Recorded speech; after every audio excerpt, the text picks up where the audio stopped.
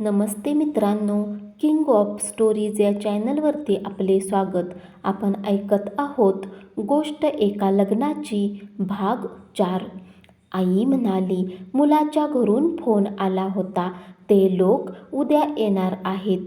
हे सगळं वडिलांना माहीत होतं, तरीही आई निकिताच्या कानावर जावं म्हणून मोठ्याने बोलून दाखवत होती. वडील म्हणाले, ठीक आहे.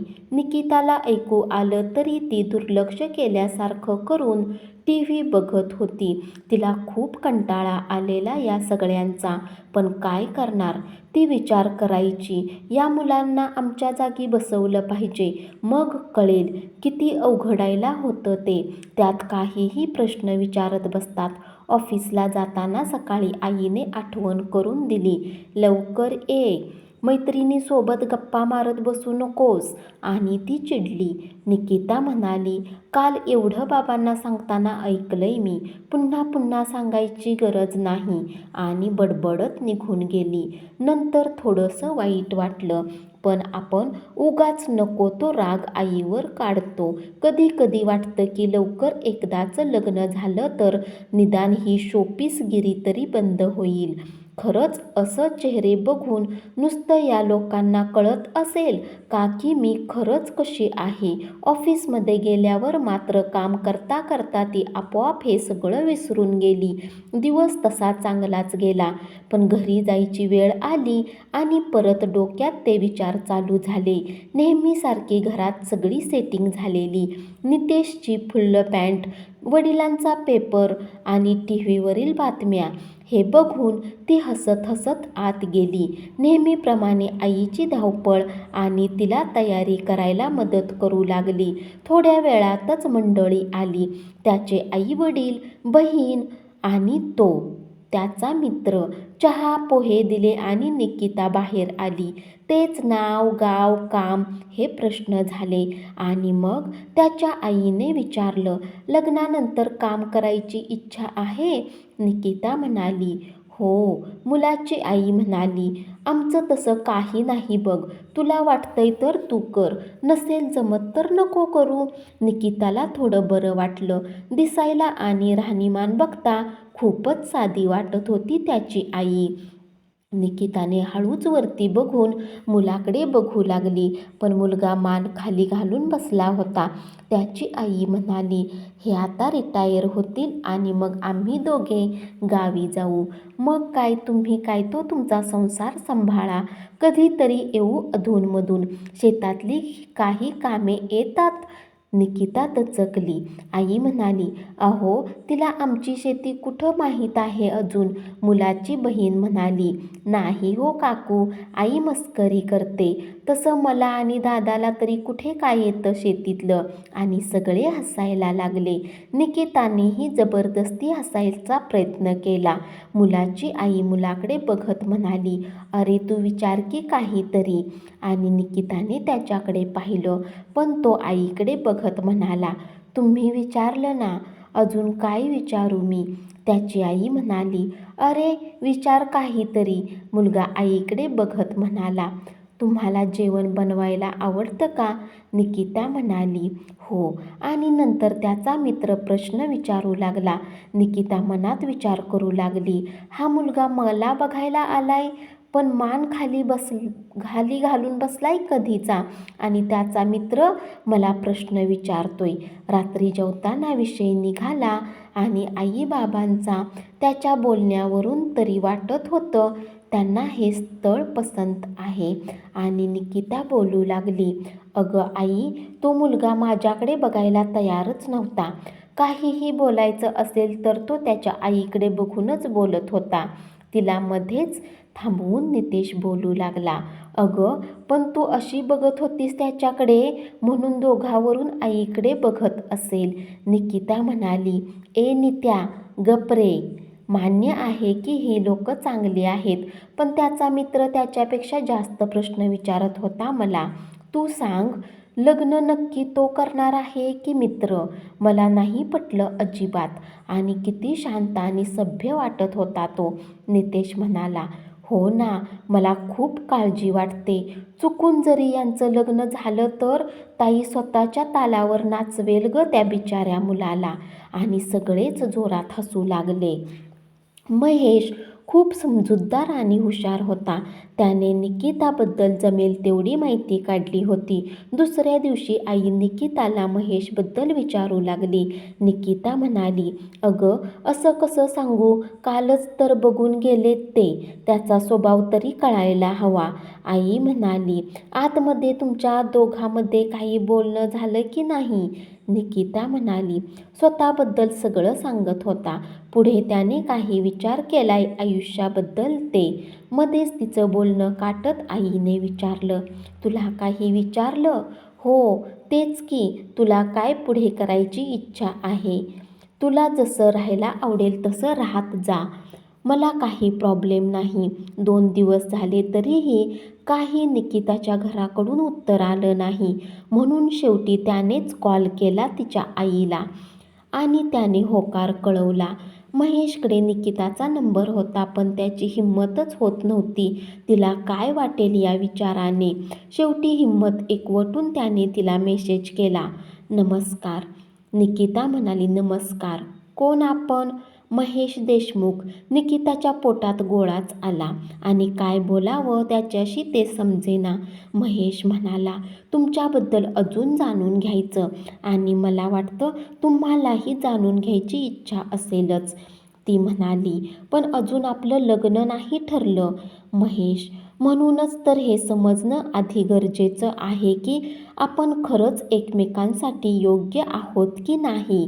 निकिता, बरोबर आहे तुमचं, पण अजून माझ्या आईवडिलांनी होकार दिला नाही. तर मला वाटतं आपण या सगळ्याबद्दल नंतर बोललो तर बरं होईल. महेश, ठीक आहे. रात्री जेवत असताना आईने बाबांना देशमुखाकडून होकार आलेला कळवला. निकिता नेहमीसारखी सगळं ऐकून दुर्लक्ष केल्यासारखं करत TV बघत होती. बाबा म्हणाले, बरं, चांगला आहे तो मुलगा. आई म्हणाली, हो, पण ते आपल्या संबंधात बसत नाहीत. नितेश म्हणाला, म्हणजे काय ग? आई म्हणाली, अरे म्हणजे त्यांच्या गावी अजूनपर्यंत आपले संबंध जुळले नाहीत. नितेश म्हणाला, मग आपण जुळवू. आई म्हणाली, तू गप्प बस, तुला काही कळत नाही. वडील म्हणाले, माझी चुलत आत्या आहे त्याच भागातली. बघू, मी चौकशी करतो. चौकशीप्रमाणे दूरचे का होईना संबंध जुळले. रविवारी बाबा घरी बघायला गेले, पण अजूनही निकिता मात्र त्याच्याबद्दल काहीच अंदाज लावू शकत नव्हती. महेशने निकिताला भेटण्यासाठी बोलावलं. निकिताच्या आईने तिला परवानगी दिली आणि तिथे जाऊन काय विचारायचं हेही सांगितलं. ठरल्याप्रमाणे दोघे रेल्वे स्टेशनवर भेटले. दोघेही एकमेकाकडे पाहून हसले. महेश निकिताला एका कॉफी शॉपमध्ये घेऊन गेला. दोघेही बसून इकडे तिकडे बघू लागले. महेश म्हणाला, मी ऐकलेलं की तुम्ही खूप बोलता, पण जेव्हापासून आपण भेटलोय मी एकदाही तुम्हाला बोलताना पाहिलं नाही. मी विचारेल तेवढंच बोलता. निकिता म्हणाली, असं काही नाही. महेश म्हणाला, मला घाबरायची गरज नाही. तुम्ही बिनधास्त बोला. माझ्याबद्दल जर काही विचारायचं असेल तर विचारा. महेशने हळूहळू निकिताला बोलतं केलं, पण आईने सांगितल्याप्रमाणे ती काही बोललीच नाही. आई बाबांना देशमुखांचं स्थळ पसंत होतं आणि पुढे बोलणे करायला तयार होते. पण निकिताकडून अजूनही होकार आला नव्हता. आईने तिच्याशी बोलायचा प्रयत्न केला. आम्हालाही वाटतं की तुझ्या आवडीनेच लग्न व्हावं म्हणून आम्ही तुला भेटायला पण पाठवलं. असं बोलून आई स्वयंपाकघरात निघून गेली. निकिताला खूप बरं वाटलं. जेव्हापासून तिच्या लग्नाच्या गोष्टी घरात सुरू झाल्या होत्या तेव्हापासून आई तिच्याशी फारच मोकळेपणाने बोलू लागली होती आणि तिच्या बोलण्याने निकिताला धीर मिळत होता. महेश हळूहळू निकिताच्या मनात घर करू लागलेला. त्यानंतर निकिता महेशला बाहेर पुन्हा भेटली, पण यावेळेस मात्र ती न घाबरता न लाजता त्याच्याशी बोलली. हेच महेशला हवं होतं. निकिताला महेश आवडू लागलेला. तेव्हा महेशने निकिताला स्वतःबद्दल एक गोष्ट सांगितली आणि निकिता मनातल्या मनात घाबरली. घरी आल्यावर सोनालीचा फोन आला आणि तिच्याशी बोलत असता सोनालीला जाणवलं की निकिता आज काहीच बोलत नव्हती. तिने निकिताला विचारलं, तेव्हा ती सांगू लागली, आज मी महेशला भेटायला गेलेले. तो सांगत होता की त्याचं एका मुलीशी लग्न ठरलेलं होतं काही दिवसापूर्वी. ते एकमेकांशी बऱ्याच वेळा भेटले, बोलले. त्या मुलीने ऐनवेळी त्याला नाही म्हटलं. सोनाली म्हणाली, मग काय झालं? निकिता म्हणाली, अगं त्याला ती मुलगी फार आवडली होती. अगदी तिच्या सगळ्या गोष्टीही त्याने मान्य केल्या. पण तिचं दुसऱ्या मुलावर प्रेम होतं. पण आईवडिलांमुळे ती त्याला काहीच बोलली नाही आणि त्या मुलीनंतर तो मला बघायला आला आणि पहिल्याच भेटीत त्याने मला पसंत केलं. सोनाली म्हणाली, त्याला तू आवडली म्हणून त्याने तुला पसंत केलं? निकिता म्हणाली, सोनाली मला भीती वाटते की त्याने नाही म्हटलं आणि फक्त लग्न करायचं म्हणून आणि तिच्यावरच्या रागामुळे जर त्याने उगाचच मला हो नाही ना म्हटलं. आज ठीक आहे, पण उद्या लग्नानंतर त्याला जर मी आवडेनाशी झाली तर? मला भीती वाटते गं. म्हणजे त्याने मला सांगितलं नसतं तर मला कदाचित कळालंही नसतं. मला पण तो आवडतो गं. पण नंतर काही प्रॉब्लेम झाला तर? निकिताने फेसबुक चालू केलं आणि महेशने पाठवलेली तिसरी फ्रेंड रिक्वेस्ट तिने डिलीट केली. तिने आज मनाशी निश्चय केला आणि महेशशी जे बोलायचं ते स्पष्ट बोलायचं ठरवलं. त्याप्रमाणे ती भेटायला गेली. सकाळपासूनच त्याच्याशी काय बोलायचं तिनं ठरवून ठेवलं होतं. निकिताला भेटायला जायचं म्हणून महेश खुश होता. पण निकिताने काही महत्त्वाचं बोलायचं असं म्हटल्यावर मात्र महेशच्या काळजाचा ठोका चुकला होता. त्याच्यासोबत जे आधी झालं होतं त्यामधून तो कसा तरी सावरला होता आणि आता पुन्हा निकिताने असं बोलावलं तेव्हा त्याला परत भीती वाटू लागली. ते दोघेही कॉफी शॉपमध्ये भेटले. महेश आधीपासूनच तिथे उभा होता तिची वाट पाहत. निकिता आधी थोडी गंभीर दिसत होती. महेशने तिच्याकडे पाहिलं. मग तिनेही ओठ ताणून थोडंसं हसल्यासारखं केलं. निखिलने घाबरत का होईना पण विषयाला हात घातला. बोला, काय महत्त्वाचं बोलायचंय तुम्हाला? निकिता म्हणाली, मला तुम्हाला काहीतरी विचारायचं होतं. महेश तिच्याकडे पाहत म्हणाला, विचारा. ती म्हणाली, मला भीती वाटते. तो दचकून इकडे तिकडे बघत म्हणाला, कोणाची? निकिता म्हणाली, तसं नाही हो. महेशला काही कळत नव्हतं. तिने मोठा श्वास घेतला आणि बोलू लागली. ती म्हणाली, तुम्ही मला सांगितलं की तुमचे एका मुलीशी लग्न ठरलं होतं. तुम्ही तिला बऱ्याच वेळा भेटलात आणि फिरायला गेलात तिच्याबरोबर. तुम्हाला ती फार आवडत होती. महेशला आता अंदाज येऊ लागला होता की तिच्या मनाचा त्याने मानेने होकार दिला. ती म्हणाली, अजूनही तुम्ही त्या मुलीशी संपर्कात आहात का? आणि तिच्यावरच्या रागामुळे तर तुम्ही मला हो नाही ना म्हटला? निकिताने प्रश्न थांबवले आणि त्याच्याकडे पाहू लागली. तिचा प्रश्न संपताच त्याने उत्तर द्यायला सुरुवात केली. त्या मुलीशी मी संबंध कधीच तोडला ज्या दिवशी ती मला नाही म्हटली. आता मला तिचं तोंड बघायची देखील आवडणार नाही. सगळ्यात महत्त्वाची गोष्ट म्हणजे तुमच्याबद्दल मी आधीच जमेल तेवढी माहिती काढली होती. मला हवी तशी जोडीदार भेटणं महत्त्वाचं आहे आणि ती जोडीदार मी तुमच्यात पाहिली.